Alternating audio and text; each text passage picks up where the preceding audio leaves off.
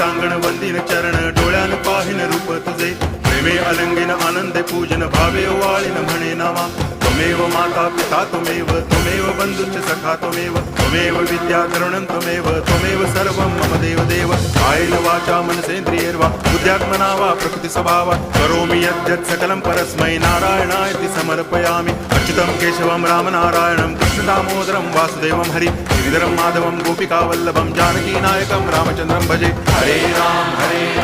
Ram Ram Hare Hare Hare Krishna